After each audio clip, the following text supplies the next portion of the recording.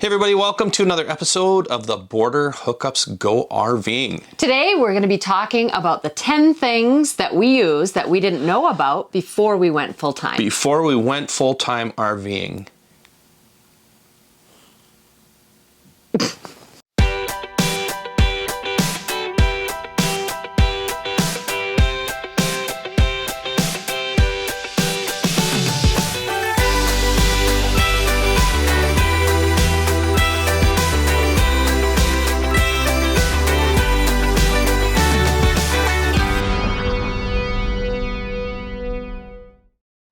So the first item is this baby right here, the Bose speaker. We use this not only to listen to music, we love music, obviously, and we listen to more on this than our own album, which is good, but we also like to run white noise.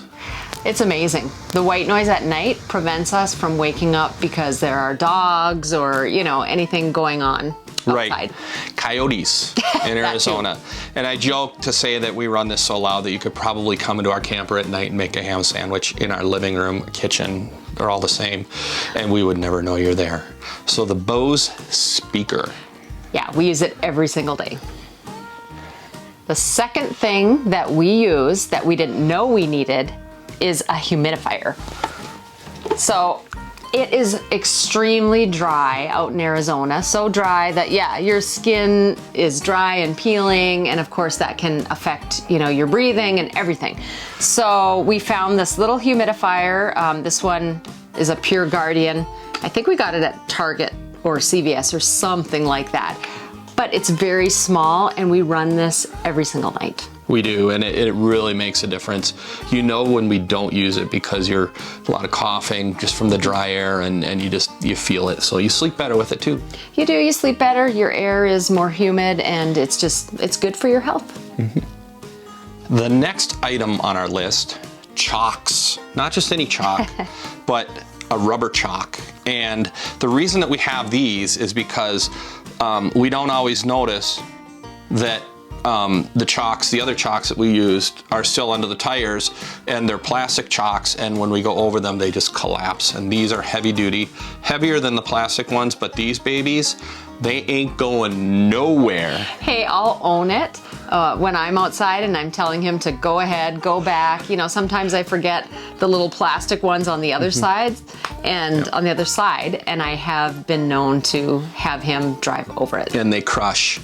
With that said, we are having an offer for some used plastic chalks. Contact us and we'll sell them to you cheap. The other cool thing about these is they have these little eyelets, and what you can do is tie a string. I don't have one on here yet, and so yeah, what's that if for? you don't want to reach down, you can have the string and just pull it out, just like they do with the airplanes. I've never seen that. I don't know what you're talking about. Just like they do with the airplanes. So they have cords connected to them so that you don't have to reach under. I don't know. I may or may not tie a string to it, but we'll find out. Well, they've worked really nicely, and we haven't gone over any of them to see if we can crush them, but... Oh, we should try. But I know we cannot crush those. No. Those are heavy duty. They're heavy duty.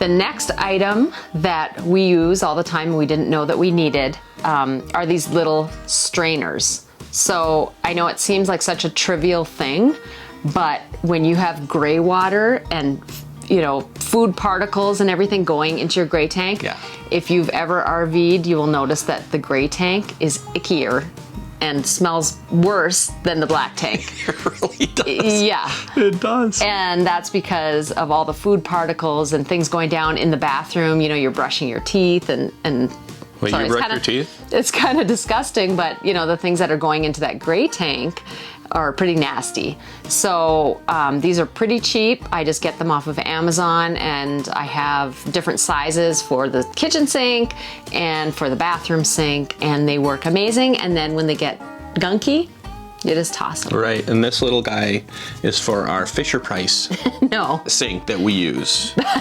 Bathroom sink, shower, kitchen sink. Oh. Yes. Guess we're getting rid of the Fisher Price playset after all. The next item up for bid. That's what I thought you were going to say. Remember watching that show? Yes. Yeah, when I you'd do. stay homesick from school and you had 3 channels on. I It never was like stayed one of the home. only things on. I was a good kid. I went to school every day. Obviously you didn't. I've watched many episodes of The Price is Right by staying home from school.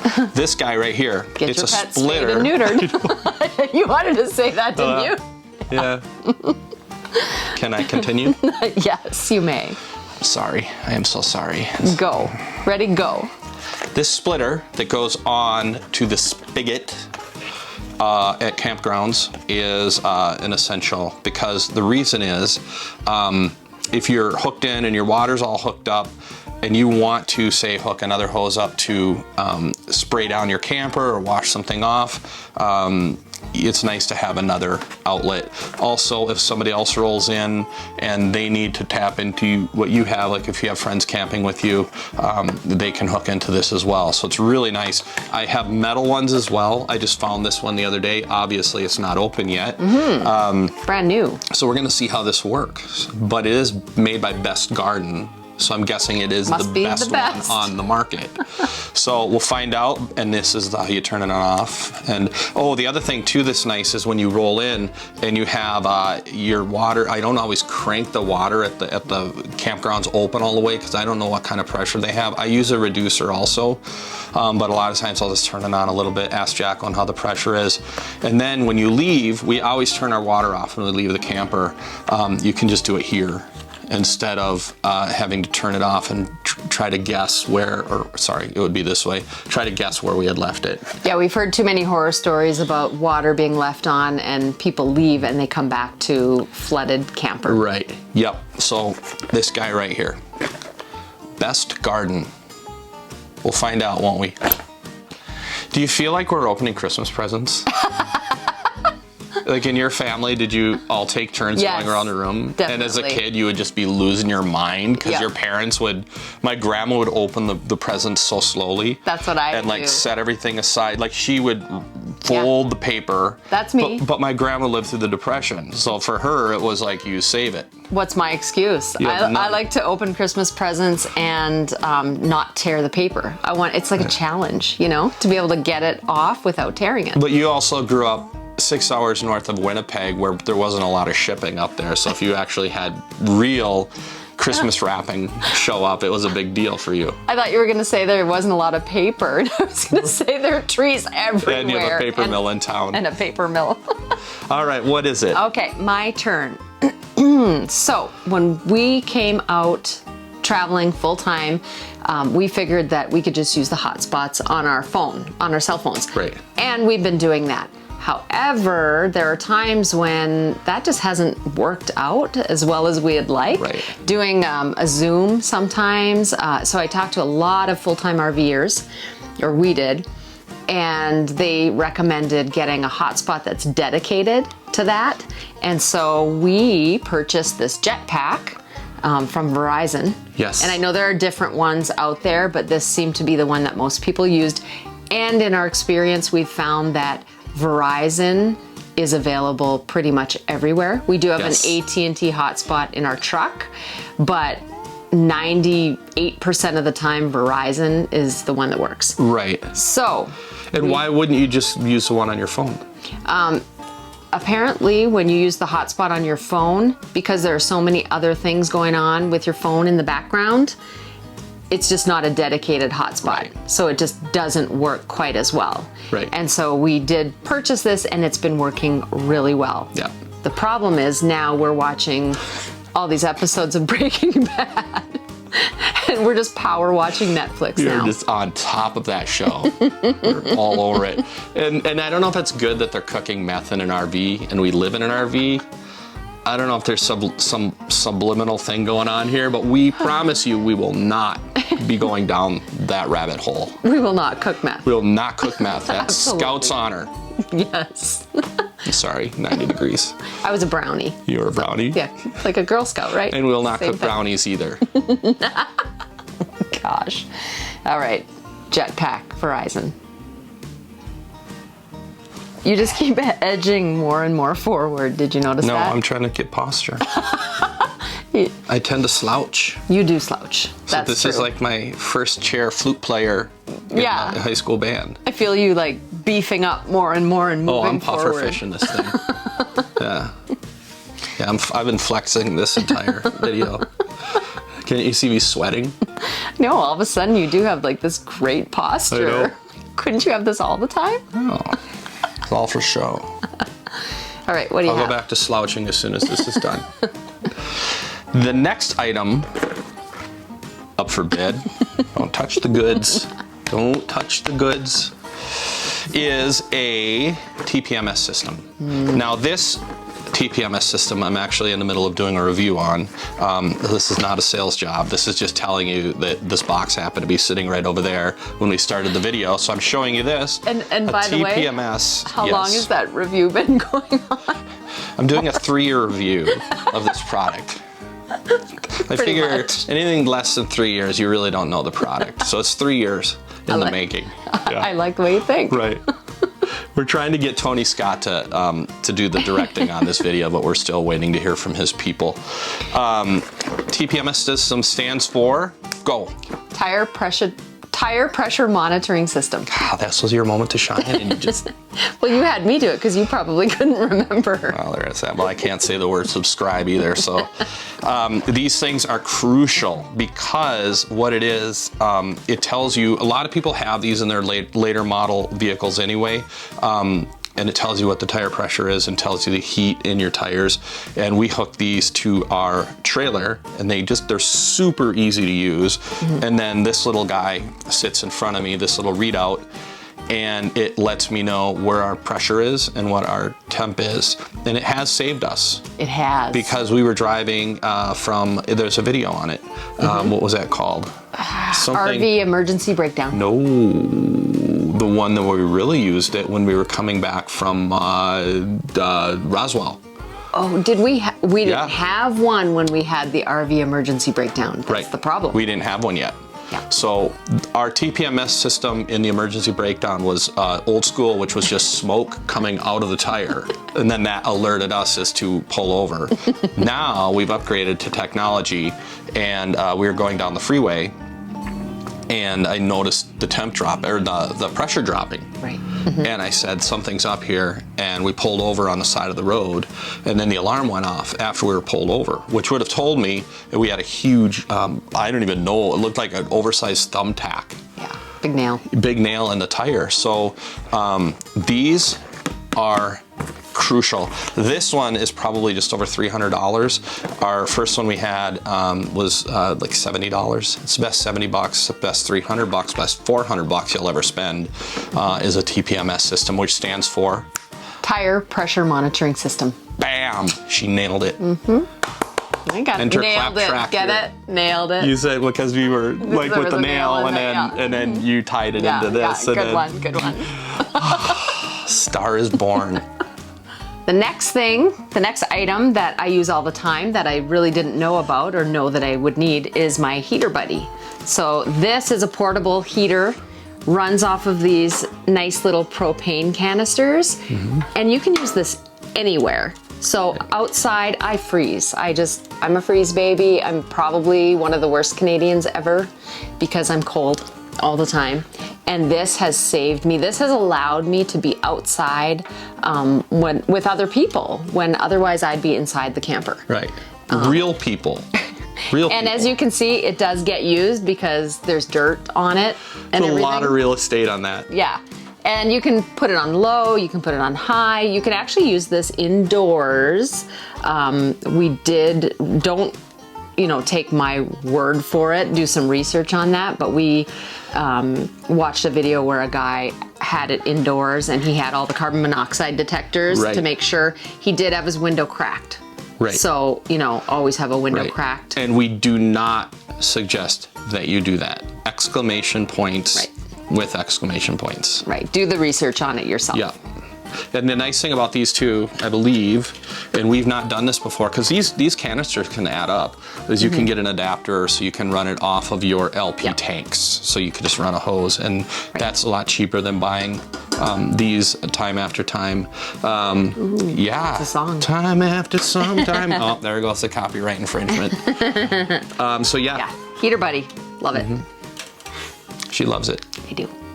Keeps me warm. Last but not least, another heater. This one we do run inside, and here's the deal.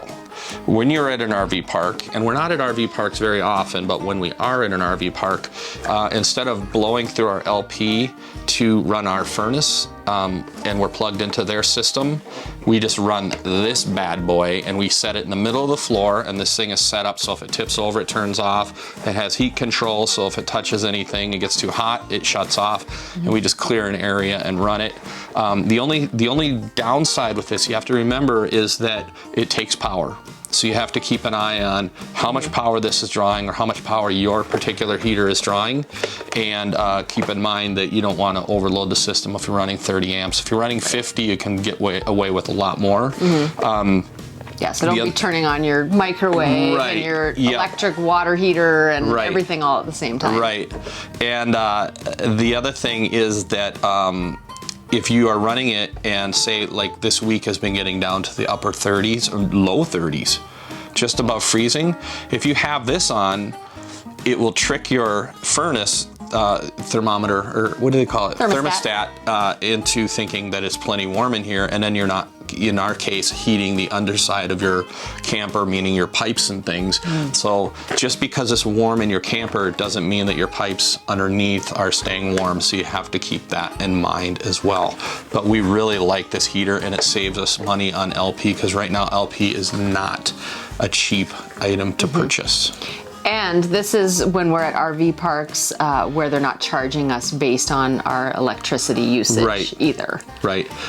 One thing that we found is that a lot of RV parks in the summer, if you're running your AC, they'll charge then, but in the winter, they don't. And I'm guessing, very positive guess that this takes a lot less than running our AC. So yeah, absolutely. Yeah, yeah, it was a really good purchase. Yeah. Good job on that purchase. You. Good job. I think you bought it. I don't know if I did, but it's a great purchase. It is. Yeah, you did. Anything that keeps me warm. Yeah, you're cuddle up to that. My last item is a surprise. The surprise to you, because I don't have it here. Bob Barker? It's a camping chair.